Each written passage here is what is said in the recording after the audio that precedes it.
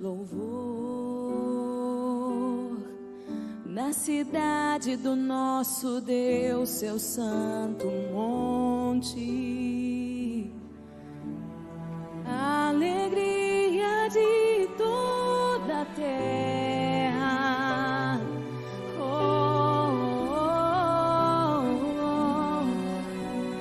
Grande é o Senhor em quem nós temos a vitória, que nos ajuda contra o inimigo. Por isso diante dele nos prostramos.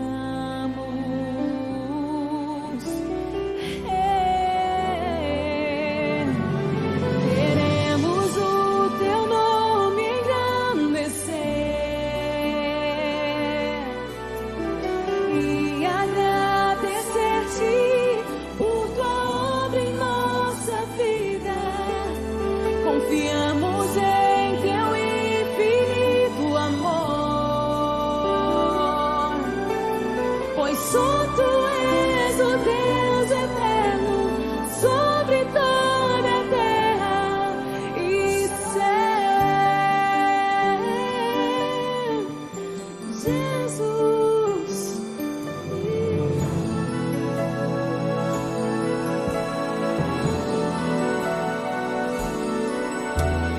Grande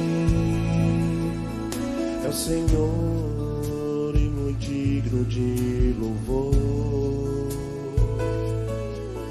na cidade do nosso Deus, seu santo monte. A alegria de toda a terra, toda a terra.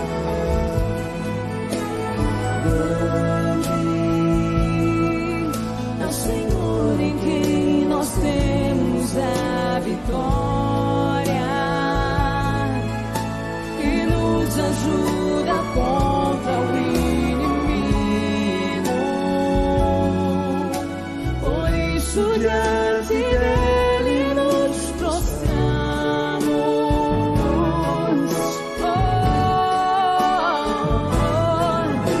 Queremos o teu nome engrandecer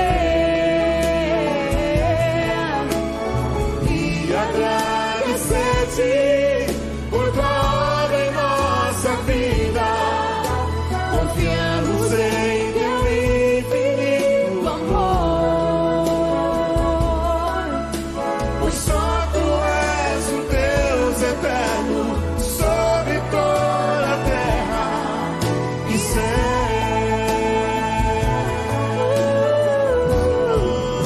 Senhor, Queremos o teu nome engrandecer e agradecer-te por tua obra em nossa vida.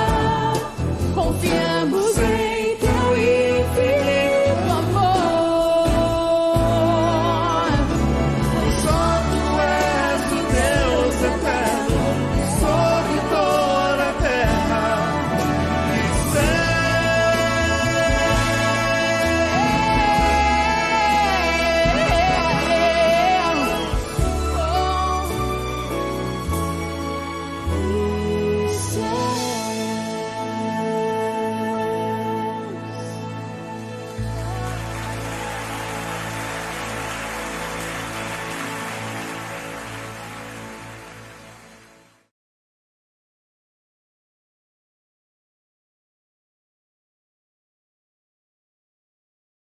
Palavra de Deus no Evangelho segundo Lucas, capítulo 13. Evangelho segundo Lucas, capítulo 13. A parábola está registrada nos versículos 6 a 9. É uma parábola bastante curta. No entanto, traz um chamado ou uma mensagem solene. uma mensagem de arrependimento. Lucas capítulo 13, versos 6 a 9, é o nosso texto. Mas leremos, e é necessário que assim se faça, os versículos 1 a 5, como contexto da passagem. Nós leremos até um pouco antes.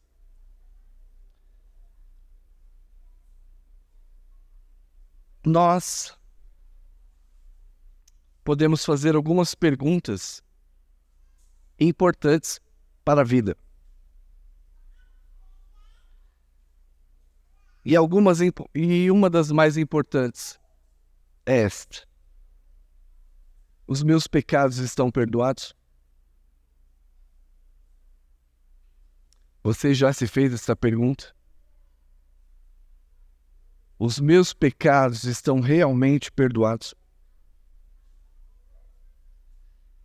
Me arrependi de todos os meus pecados? Estou arrependido das transgressões? Recentemente conversei com um homem que estava aflito por um pecado. Mas ele estava aflito pelas consequências negativas que ele colhia daquele pecado. Mas não estava triste, nem tampouco arrependido por ele. E você? Tem apenas se entristecido com o pecado, ou está de fato arrependido ou arrependida? O objetivo da pregação desta manhã é encorajá-lo ao arrependimento. Não sei em que estado seu coração chegou aqui hoje. Talvez bastante triste por algum pecado cometido, mas, quem sabe, sem arrependimento. Você não está interessado em deixá-lo. O meu objetivo com esta mensagem é que você se arrependa e alcance o perdão dos seus pecados hoje, através de Jesus Cristo. Persuadi-los a substituir a alegria do pecado, aquela alegria passageira, mas que depois se torna em tristeza, amargurada, para que vocês tenham o arrependimento segundo Deus, uma tristeza que produz vida. Essas perguntas devem estar em seus corações. Eu me arrependi realmente de todas as transgressões que tenho cometido contra Deus? A passagem que temos diante de nós está num contexto maior, que é o juízo de Deus. O momento em que Deus acertará as contas com cada um de vocês e comigo. Quando nos encontrarmos diante dele, e ele requererá de nossas mãos as nossas obras, e verá se fomos justificados pela fé em Cristo, arrependidos, fomos lavados do seu sangue, ou se nos mantivermos endurecidos em nossos pecados. O capítulo que antecede, o capítulo 12, então, trata dos sinais dos tempos e do julgamento, do dia em que Deus julgará todas as coisas. E é nesse contexto mais amplo que surgem estas perguntas que estão aqui nos versículos 13 a 5, que torna-se o tema da parábola subsequente. Primeiro, os versículos 1 a 3, diante deste quadro do juízo que virá, o acerto de contas com os pecadores, surge uma pergunta, não se sabe de quem. Naquela mesma ocasião, verso 13, chegando alguns falavam a Jesus a respeito dos galileus, cujo sangue Pilatos misturara com os sacrifícios que os mesmos realizaram. Ele, Jesus, porém lhes disse: Pensais que esses galileus eram mais pecadores do que todos os outros galileus por terem padecido estas coisas? Então, essas pessoas, diante da mensagem da calamidade, do julgamento, do acerto de contas, perguntam a Jesus sobre esses galileus assassinados pela espada de César. Aquela calamidade que os sobreveio, mostrando aqui como a vileza de Pilatos, matando homens enquanto cultuavam a Deus. Misturava o sangue do sacrifício dos animais ao sacrifício dos homens. Coisa horrenda. Então, parece-nos aqui que ele está em Jerusalém, evidentemente. Eles perguntam se aquele acontecimento horrendo tinha sido por causa dos pecados dos galileus. E aí Jesus responde no versículo 3: Não eram. Eu vos afirmo, se porém não vos arrependerdes, todos igualmente perecereis. A mentalidade ali era a seguinte: que Deus estava punindo aqueles galileus por serem pecadores declarados e os seus pecados serem muito graves. Nem sempre as calamidades que nos sobrevêm têm relação com pecados, e é isso que Jesus está dizendo. Essas pessoas estão especulando o motivo pelo qual havia acontecido aquela catástrofe. E Jesus disse o seguinte, que eles não eram mais pecadores do que os demais, e faz um alerta àqueles que perguntaram: Se, porém, não vos arrependerdes, todos igualmente perecereis. Então tem este morticínio violento citado por alguém na multidão. Jesus, então, continua com outro exemplo. Ou cuidais que aqueles 18 sobre os quais desabou a torre Siloé e nos matou eram mais culpados do que todos os habitantes de Jerusalém? Nós não temos muitas notícias sobre esses dois eventos. O primeiro, um assassinato, e o segundo, um acidente. Nós não temos aí mais detalhes sobre ele. Mas o fato é que Jesus traz para Jerusalém e diz: olha, aqueles que foram soterrados, vocês acham mesmo que eles tinham mais pecados que vocês?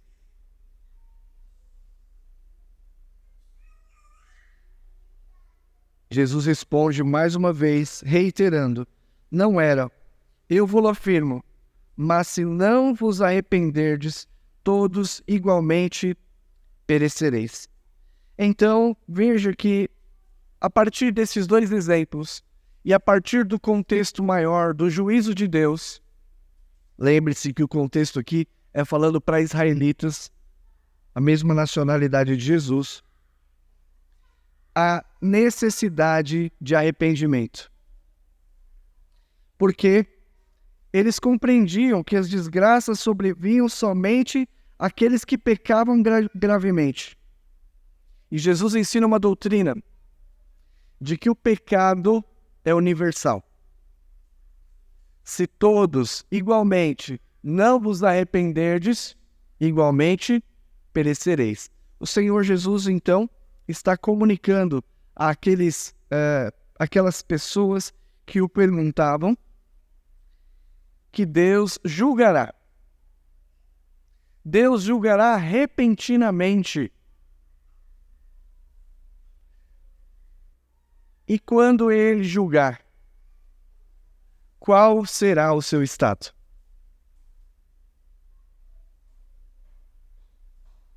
como está a tua alma hoje? Se o Senhor o chamar.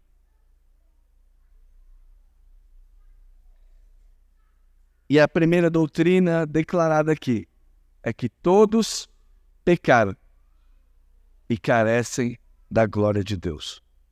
Portanto, não há ninguém aqui que não esteja sobre esta condição.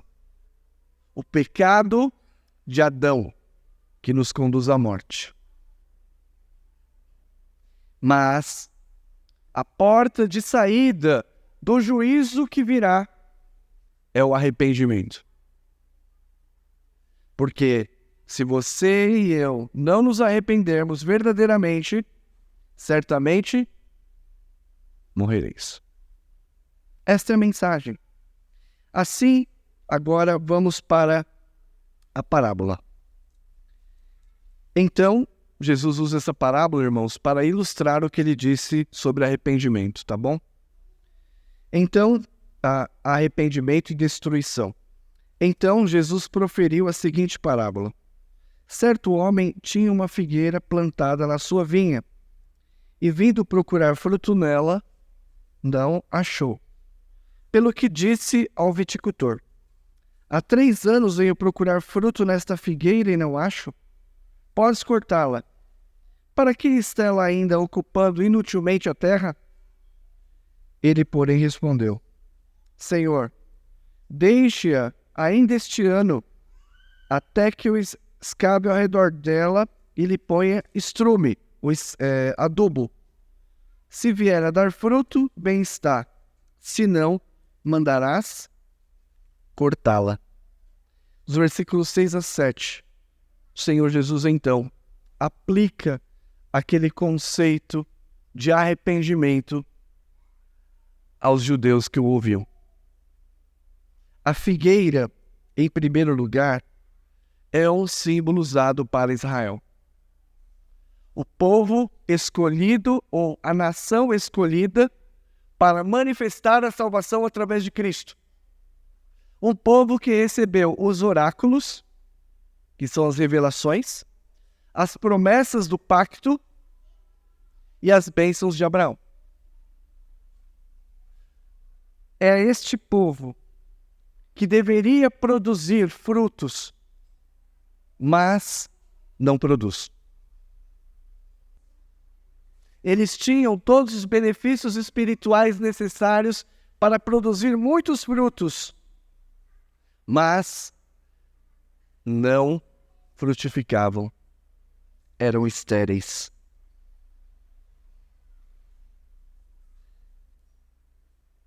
E a palavra que temos aqui é que eles foram plantados em um pomar, em uma vinha, cuidados, mas depois de um tempo continuou estéril. A figueira, eu não sou agricultor, mas a figueira demora 3 anos para frutificar. Ela é a planta mesmo. Ela é plantada, se você cultivar ao redor, 3 anos ela produz frutos. Ela está aqui num terreno. Ela não é um mato que cresceu. Ela está no pomar, ela está plantada, cuidada, 3 anos e não viu frutos. Então, esse viticultor não teve dúvida. 3 anos que eu passo aqui e não vejo fruto. Faz favor, corte. Porque o terreno que ela está ocupando, as energias da terra que ela está desfrutando, não estão surtindo efeito. Corta. Porque eu vou colocar outra figueira que produz os frutos. Os irmãos estão conectando as coisas? Então, apesar de todo esforço, os israelitas se mantiveram irredutíveis no seu pecado e no endurecimento de coração. Orgulhosos não se arrependeram dos seus pecados. E uma vida infrutífera só serve para combustível, para ser jogada no fogo. Eu até fiquei pensando, é claro que isso, abre aspas. Quanto tempo nós devemos esperar para que um crente frutifique? Há quanto tempo você está na fé? E quais são os frutos que você tem dado?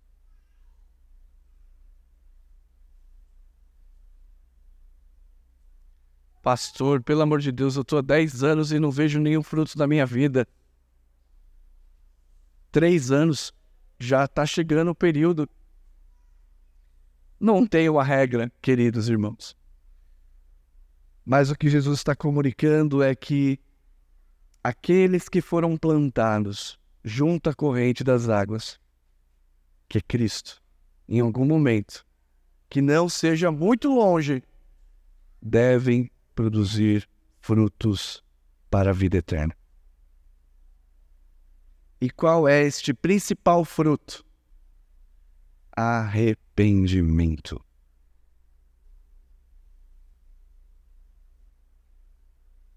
Então, a primeira parte fala do juízo de Deus para com aqueles que não frutificam. No primeiro, aplicação, os judeus.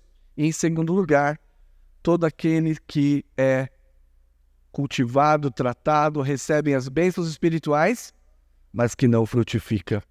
E o fruto é o arrependimento. Falei, e agora, pastor? Estou perdido. Primeira mensagem do ano, vim aqui para consertar minha vida e ouço isso. Já faz muitos anos que eu patino, não me estabeleço, não me firmo, não frutifico. Então a primeira parte da mensagem é esta. É muito sério se você não se arrepender. Você será lançado fora, no fogo eterno, inextinguível. Considere se você se arrependeu dos seus pecados. Considere, e digo isso também aos crentes da igreja. Nós lemos no capítulo 1 de Lucas, a mensagem, no capítulo de Lucas, a mensagem de João Batista, no capítulo 3. Observe.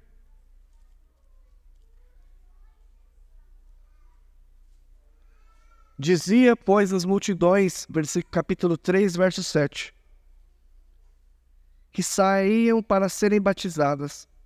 Raça de víboras, quem vos induziu a fugir da ira vindoura? Esta é a mensagem de arrependimento que começou com João Batista. Produzi, pois, frutos dignos de arrependimento. E não comeceis a dizer entre vós mesmos, temos por pai Abraão, porque eu vos afirmo que destas pedras Deus pode suscitar filhos a Abraão. E também está posto o machado à raiz das árvores, e toda árvore, pois, que não produz fruto, é cortada e lançada ao fogo.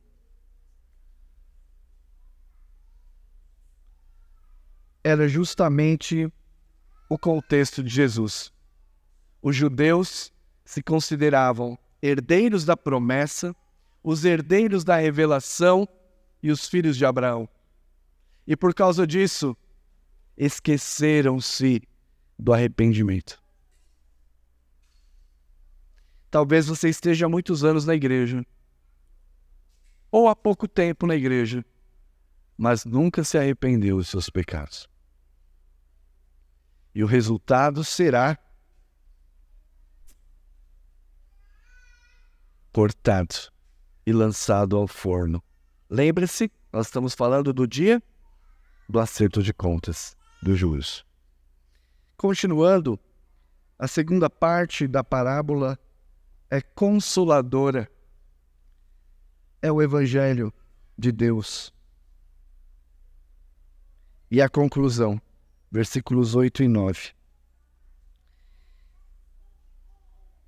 Depois de ter dito, corta a árvore, o funcionário respondeu. Ele, porém, respondeu. Capítulo 13 de Lucas, verso 8. Ele, porém, respondeu, Senhor, deixa este ano, até que eu escave ao redor dela e lhe ponha o estrume, o esterco, o adubo. Se vier dar fruto, bem está. Se não, mandarás cortá-la. A longanimidade de Deus e a sua misericórdia. Há tanto tempo você não frutifica. Continua estéril. Não há arrependimento sincero. Você até gosta da comunhão. Você até participa de algum ministério, mas não houve arrependimento sincero. E o tempo está passando. E o evangelho é este. Deus é longânimo e misericordioso. Ele, como dono da vinha, poderia dizer, corta! Mas qual é a palavra dele? Tudo bem. Eu esperarei pacientemente até que ele produza fruto. Não será um tempo indeterminado, mas eu vou lhe dar mais tempo para que você se arrependa e não seja condenado pelo seu pecado.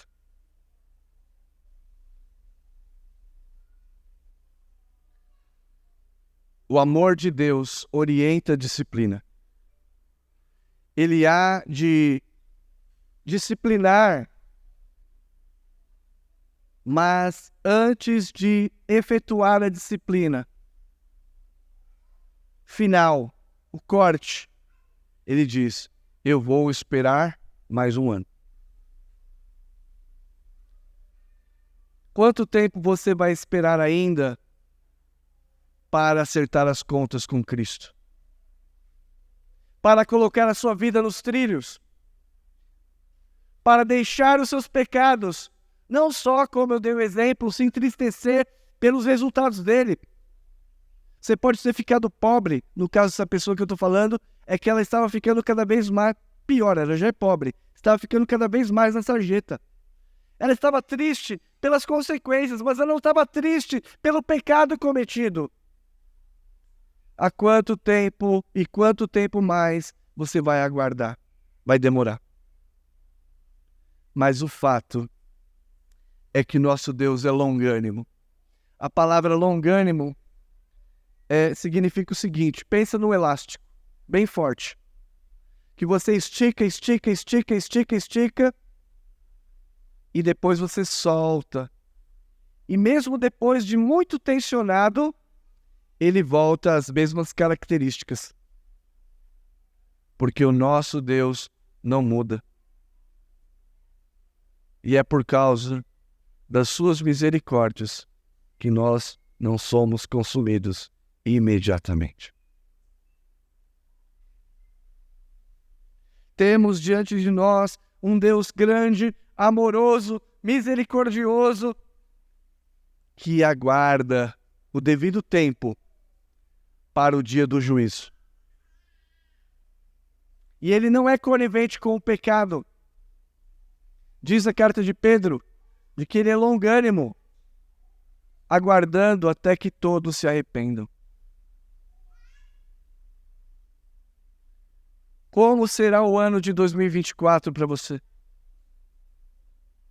Se não começar por arrependimento sincero, lamento. E a grande mensagem hoje do Evangelho é esta. O nosso Deus é misericordioso, longânimo, e deseja que você retorne a Ele, acertando seus passos, arrependido verdadeiramente por seus pecados. Há tempo, há esperança em Cristo. Hoje. Agora, algumas aplicações dessa mensagem. Como eu disse, havia uma confiança orgulhosa entre os judeus de Jerusalém. Eles se julgavam filhos de Abraão. Eles apoiavam-se por terem sido depositários da promessa, depositários da revelação. Acreditavam estar seguros. Mas Jesus diz: vocês não são melhores do que os da Galileia e nem melhores do que aqueles que morreram no desastre da Torre de Siloé. Vocês precisam de arrependimento. Eles se consideravam indignos de repreensão. Eles são pecadores, eu não. E então Jesus diz, para que se arrependam. Então, o primeiro ensino é este. Primeira aplicação. Nós, como filhos da aliança, também precisamos nos arrepender diariamente. Não somente os que estão fora urgentemente se arrepender de seus pecados, mas nós também. E agora deixe-me explicar o que é arrependimento, finalmente. E eu fiz de propósito. Arrependimento é uma das etapas do processo de salvação. Como eu posso saber se eu estou arrependido? Primeiro, começa pelo reconhecimento do pecado. Talvez você queira resolver uma situação, mas não esteja querendo resolver o pecado. Talvez você queira deixar alguma coisa pelos efeitos que ela provoca, mas você não reconhece que você está no pecado. Mas arrependimento verdadeiro. Primeiro, reconhece que você está no pecado. Segundo, você tem uma tristeza amarga, muito amarga no coração pelo pecado. Você não fica em paz com o pecado. Terceiro, você então busca Deus e confessa: Senhor, pequei contra o céu e diante de ti. Não sou digno de ser chamado teu filho.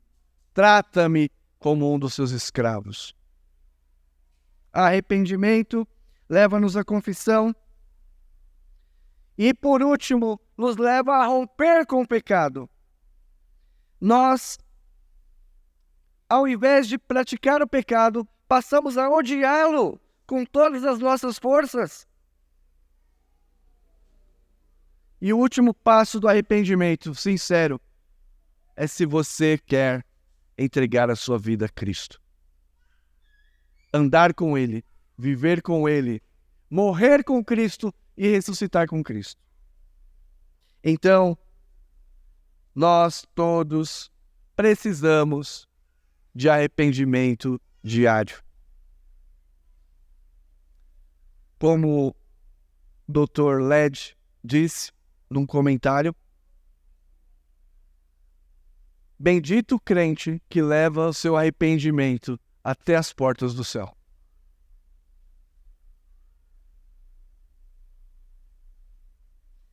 Reconhecimento, tristeza, confissão, rompimento com o pecado, ódio por ele e união a Cristo pela fé. Isso aconteceu na sua vida? Isso está acontecendo na sua vida de verdade?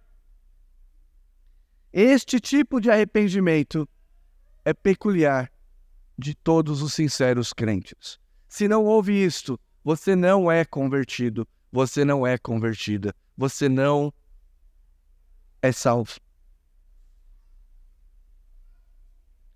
É preciso que Deus nos dê arrependimento para a vida. Segunda aplicação, a longanimidade de Deus. Deus é paciente. O pastor pode até não ser paciente, não é mesmo? Mas Deus é. Isso é motivo de gratidão e louvor. Vez após vez, os judeus endureceram seus corações para o Evangelho. Deus não aprova o seu pecado, mas Ele é longânimo. E Ele olha como um filhinho que está errando.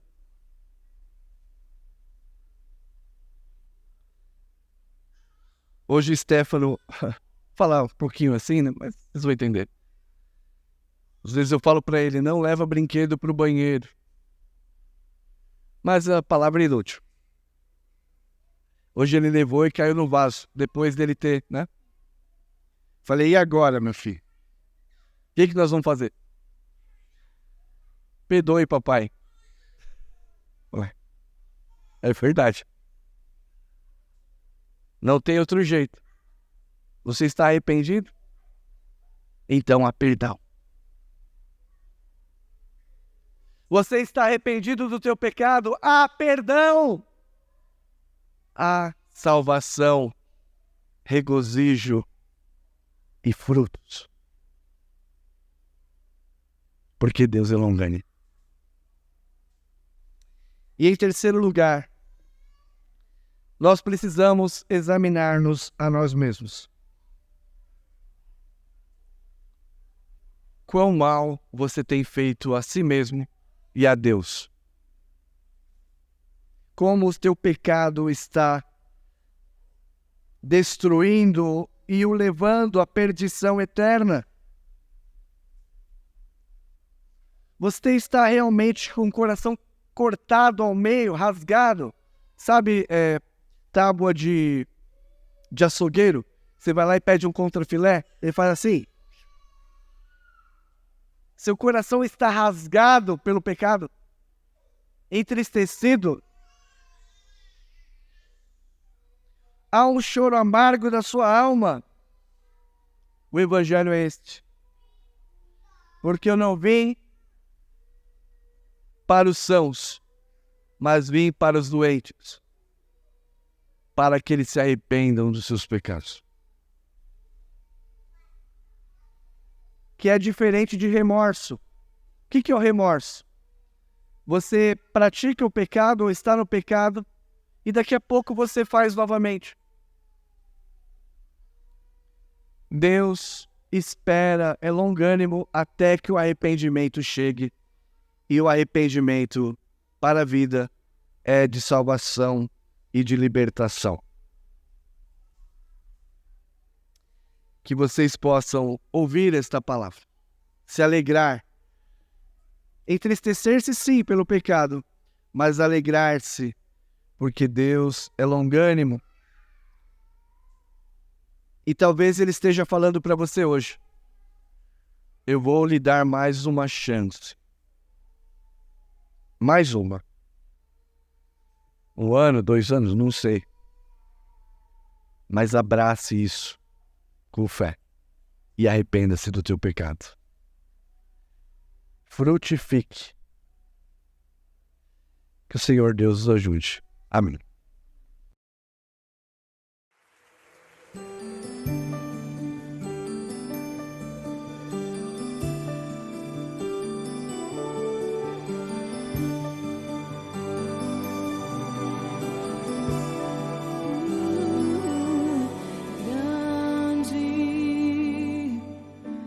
Senhor e muito digno de louvor, na cidade do nosso Deus, seu santo monte, a alegria de toda a terra.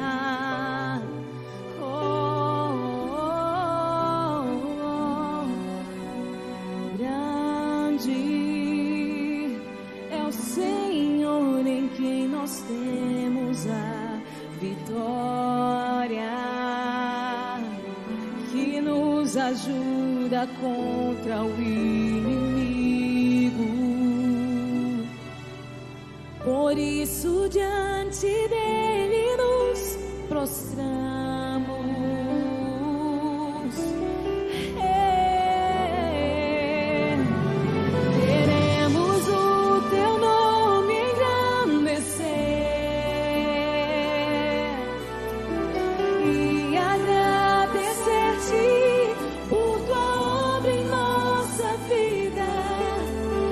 confiamos em teu infinito amor,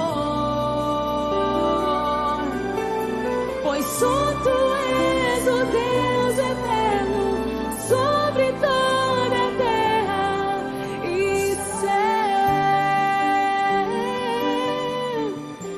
Jesus.